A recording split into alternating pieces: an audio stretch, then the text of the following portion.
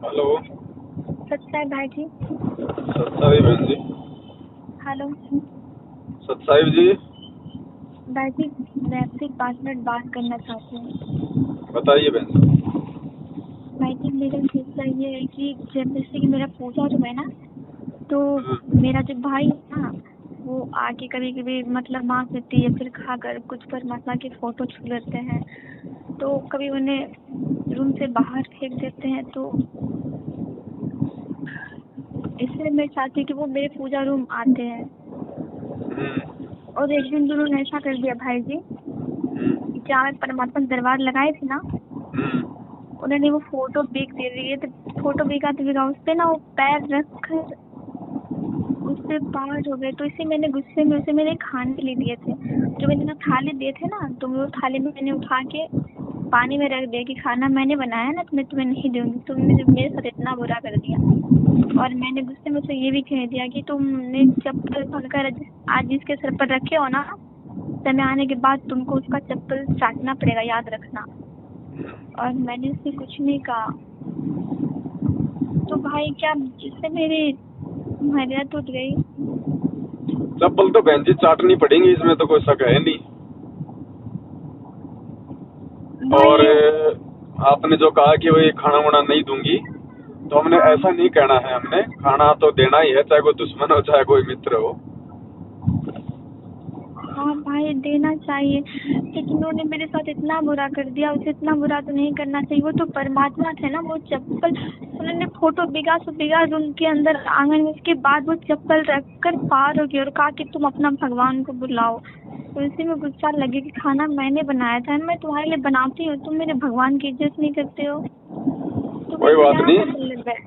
27 साल से भगवान ने हमें यही ज्ञान दिया है कि बेटो, फोटो में भगवान नहीं है। फोटो केवल एक ध्यान लगाने का एक माध्यम है, याद करने का एक माध्यम है। हमारे परमात्मा शब्द स्वरूपी है, वो हमारे हृदय में है, वो हमारे श्वासों में है। और परमेश्वर के ऊपर कोई कर्म लागू नहीं होता। ना परमात्मा की यहाँ कोई इज्जत कर सकता, ना उसको कोई बेइज्जत कर सकता। वो बेदाग है। तो हमने ऐसे कोई दुखी भी नहीं होना चाहिए, क्योंकि वो नादान है, उसको आध्यात्मिक ज्ञान नहीं है, उसको भगवान की पहचान नहीं है। तो जैसे कोई नादान बच्चा होता है, वो तो माँ की गोद में भी पेशाब कर देता है, तो माँ नाराज थोड़ी होती है। तो इसी प्रकार से बहन जी, चाहे वो 50 साल का हो, चाहे 20 साल का हो, चाहे वो डॉक्टर हो, चाहे इंजीनियर हो, अगर वो आध्यात्मिक ज्ञान नहीं है तो वो नादान है, वो बालक है। भाई, वो एक दिन का नहीं, रोज का। जब जब वो घर आता है ना, तो रोज का ऐसे ही करता है। तो आपकी भी तो परीक्षा है ना, भगवान ने आपको भी तो ज्ञान दिया है। जो तो को काटा बोवे ताको बो तो फूल।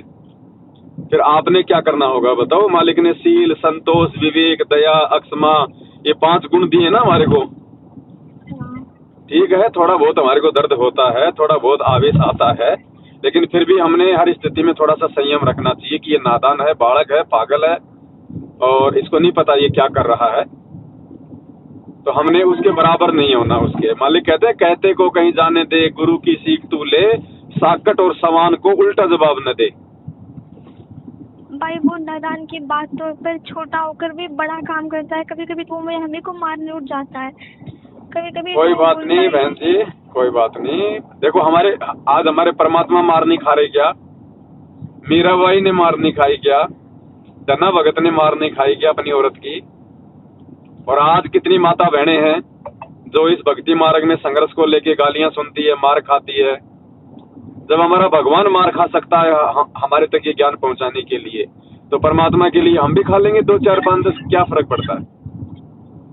हाँ भाई, मैं ये सब कुछ बता दूंगा। तो फिलहाल में ना क्या है ना कि वो मेरे घर में सिर्फ मैंने नाम दीक्षा ली, और मेरे मतलब 2 बने संकल्प लिए, और दादी है। तो वो क्या बोलते हैं, जो रीति रिवाज है परंपरा की पूजा, तो उसमें काशी होता है। आप सुने होंगे, जो काशी होता है, जो कि वो भगत सब आते हैं। वो जो क्या मतलब परंपरा होता है, वो क्या बोलते हैं, शास्त्र गुरु, वो भक्ति होते हैं ना। तो हमारे घर में 22 तारीख से वही होने वाली है। 3 4 दिन होता है, चंदन बन क्या क्या कटता है, उसमें बहुत सारे आदमी आएंगे। तो मैं, आप भगत जी क्या करूँ, कहते हैं जिसके घर में सास न होता तो उसका भोजन नहीं करना चाहिए। अब यहाँ पे बहन जी 2 चीज काम आएंगी आपके, हाँ ज्ञान और संघर्ष। ज्ञान बिना संघर्ष नहीं हो सकता। हाँ भाई। अगर आपको ज्ञान समझ में आ गया परमात्मा का, तो परमात्मा ने बताया ना, मीराबाई ने अपनी मर्यादा बचाए रखने के लिए कितना संघर्ष किया। हाँ ना अपनी माँ की सुनी, ना अपने बाप की सुनी, ना अपने देवर की सुनी, ना समाज को देखा, ना लोकलाज को देखा, ना रिश्तेदारों को देखा। सीधी खड़ी हो गई कि भैया ये भगवान प्राप्ति का मौका बार बार नहीं मिलता है, तुम तो ना जाने कितनी बार मुझे मिल लिए हो अनेक रिश्तेदारों के रूप में, ये परमात्मा नहीं मिल पाएगा अगर मौका चूक गई तो उसने संघर्ष किया, भले उसको घर क्यों ना छोड़ना पड़ा। और ऐसी आत्माएं जब संघर्ष करती हैं तो परमात्मा भी उन विशेष आत्माओं के साथ में हो जाता है। लेकिन ये बात उस समय बनेगी, परमात्मा उस समय 2 कदम आपकी तरफ बढ़ाएगा जब आप परमात्मा के लिए दृढ़ होकर खड़ी हो जाओगी। तो अब ये आपके ज्ञान के ऊपर है, आपकी समझ के ऊपर है। इसमें किसी की सलाह काम नहीं आ सकती, इसमें किसी का कोई प्रेशर काम नहीं आ सकता। आपने गुरुजी के सत्संगों को कितना सुना है, कितना समझा है, कितना चिंतन मनन किया है, आपके अंदर कितनी दृढ़ता आई है, कितना विश्वास है आपको अपने भगवान पे, अब ये चीज काम करेगी बहन। वहाँ पे आपको कोई भगत नहीं बचा सकता, वहाँ पे परमात्मा बचाने नहीं आएगा आपको। आपने परमात्मा के ज्ञान को आधार बना के स्वयं ही अपना रास्ता निकालना पड़ेगा। हाँ भाई, क्या है ना कि मैं जैसे कि ये दुर्गा पूजा, एकादशी, ये सब मेरे घर में जो होते हैं, मैं बिल्कुल कुछ खाते पीते नहीं हूँ। लेकिन ये जो 3-4 दिन का मतलब चलेगा, तो क्या मैं अलग भोजन बना सकती हूँ? आप अपना अलग से भोजन बनाओ, अपने गुरुदेव को भोग लगाओ और खाओ आप, ऐसी कोई बात नहीं है। और अगर वो कहते हैं कि हमारे को भोजन बना के दे, तो आप उनको भोजन बना के दो, उसमें कोई दिक्कत नहीं है। आप तो सामान्य दिनों की तरह अपना भोजन बना के दो उनको, चाहे वो खीर बनवावे, चाहे हलवा बनावे, चाहे वो जो मर्जी बनवावे। लेकिन भाई ये बात है ना कि मैं वो जो पंडित जी आएंगे ना, मैं उनके लिए तो कुछ नहीं बना सकती हूँ ना। नहीं, चाहे पंडित हो, चाहे काजी हो, चाहे मुल्ला हो, अगर हमारे घर पे आया है, भूखा है, तो भोजन बनाओ उसके लिए। हमने उनकी पूजा पाठ में सहयोग नहीं करना, हमने उनके किसी क्रियाक्रम में सहयोग नहीं करना, किसी परंपरा में सहयोग नहीं करना। मालिक कहते हैं कि कहे कबीर पुकार के दोए बात लख ले, एक साहिब की बंदगी और भूखों को कछु दे। घर पे चाहे दुश्मन आओ, चाहे मित्र आओ, चाहे पंडित आओ, चाहे काजी आओ, चाहे पानी नाश्ता खाना तो सबको खिलाना है। हाँ। लेकिन भाई मैंने ये सोचा है कि जो पूजा हो रही है ना, ये शास्त्री गुरु, उसमें हमारे फैमिली के बहुत सारे आदमी सब आएंगे। तो ये पूजा संपन्न होने के बाद हमने उनसे कहा है कि आपको हमसे ज्ञान चर्चा करना पड़ेगा, हमको इसका प्रमाण देना पड़ेगा। ये जो आप कर रहे हैं, क्या ये शास्त्र में प्रमाणित है, ये भी शास्त्र से अलग है? हाँ, तो सही बात है, आप उनको समझाइएगा। अगर वो समझना चाहते हैं तो गुरुदेव के अनेकों छोटे छोटे सत्संग है हर चीज के प्रमाण के ऊपर, आप उनको दिखा दीजिएगा। लेकिन वो मानेंगे नहीं बहन, वो मानेंगे नहीं। मुझे पता है, कुछ दिन पहले एक आए थे तांत्रिक, ठीक है, वो बोल रहे थे क्या तुमको मैं शराब दे के भस्म कर दूंगा। तो मैं हंस रही थी और मैं कुछ कह नहीं रही थी, तुम पागल हो गई, तुम किसे मानती हो? मैंने कहा कि क्यों भूत ले, क्या यहाँ आके पहुँचते हो, तुमको पता नहीं है परमात्मा है। दीदी तुम्हारी पिटाई करेंगे फिर तुम्हें भागने के मौका नहीं मिलेंगे। वो मेरे पास 2 बार आए थे, बोलता है कि तुम मेरे सामने झुक क्यों नहीं जाते? बोले नहीं, मेरे पूर्ण परमात्मा, तुमको पता है ना कि हम नहीं झुक सकते, केवल झुक सकते अपने बाप के सामने। उन्होंने केवल मुझसे ये पूछा था, भैया कि ये बताओ तुम्हारा पिताजी का नाम क्या है? तो वहाँ पे मेरे मम्मी पापा सब थे। मैंने कहा था मेरे बाप का नाम संत रामपाल जी भगवान है, इसके अलावा मेरा कोई बाप नहीं है। तो इसमें वो बोला कि नहीं, ये तो चंडालीन है, ये तो भूख है, इसे नरक में जाना पड़ेगा। तो मैंने उसे कुछ नहीं कहा कि मैं तुम्हें शराब देकर भस्म कर दूंगा। अच्छा। हाँ, मैंने कहा कि तुम मुझे जानते नहीं, बहुत पहुँचा हुआ तांत्रिक हो। तो मैंने कहा क्या शराब लगा रखे हैं, आपको शायद पता नहीं है शराब के बारे में। उसको ये बोलना था कि भाई अगर तेरे अंदर इतनी भक्ति, इतनी सिद्धि है कि तू किसी को शराब दे के भस्म कर सकता है, तो नालायक अपनी सिद्धि शक्ति से 20-30 क्विंटल गेहूं पैदा कर ले और अपने घर में खा, क्यों लोगों से मांगता फिरता है, झूठी पूजा पाठ करता फिरता है तू? परमात्मा कहते हैं सतगुरु शरण शरणाई, शरण गए कछु भय नहीं व्यापे, काल जाल भय मिट जाई, रोग शोग छल छिद्र न व्यापे, सन्मुख न ठहराई, जहर अग्नि तन निकट न आवे, दूरी जात रंगाई, वीर बेताल बाण न लागे, यम के कोट डहाई, और 98 पुण्य मुठ न लागे, उल्ट तही दर खाई। 98 प्रकार की परमात्मा ने बताई जादू तंत्र टोने, ये जो होते हैं ना, ये लोगों को दुखी करने वाले, परमात्मा कहते हैं 98 प्रकार के जादू टोने भी मेरे मर्यादित भगत के ऊपर 1% भी असर नहीं करेंगे। तो ये तो है क्या बहन जी, ये तो कलयुग के पंडित है, ये तो कव्वे हैं, इनके पास तो है ही क्या। उसके बाद भाई क्या है ना कि मैं अपने भाई से 5 साल से बात नहीं करती हूँ। मतलब वो थोड़ा दीक्षा से लिए वो समाज में परंपरा रीति रिवाज को मानते हैं, ठीक है। तो इसलिए मैं उनसे नहीं बोलती हूँ कि वो यदि मैं उनसे बात करने लगूंगी तो वो मुझसे सारी क्रिया करवाएंगे जो मुझे नहीं करना चाहिए। तो इसलिए मैं उनसे कुछ बोलती नहीं। अभी फिलहाल में जो वो पूजा करेंगे भाई 4-5, तो वो क्या बोलते हैं, जिनका कोई दोष उसे बलि दिया जाएगा। देखो ये तो आपने ही समझना पड़ेगा, और आपने किसी भी प्रकार की अनुपासना में, पूजा पाठ में, किसी भी प्रकार की उनकी धार्मिक क्रियाओं में सहयोग नहीं करना है। चाहे भाई राजी रहे, चाहे भाई नाराज हो, बहन जी हमने परमात्मा को नाराज नहीं करना है।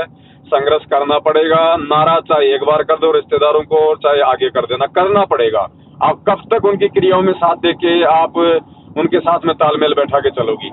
और इस मार्ग में बहन जी तालमेल नहीं बैठाया जा सकता। यहाँ तो बिल्कुल आमने सामने की टक्कर है, 36 का आंकड़ा है भगत का जगत का। अभी बाद में जाके नाराज होंगे और किसी बात को लेके आज ही नाराज कर दो ना, क्या दिक्कत है।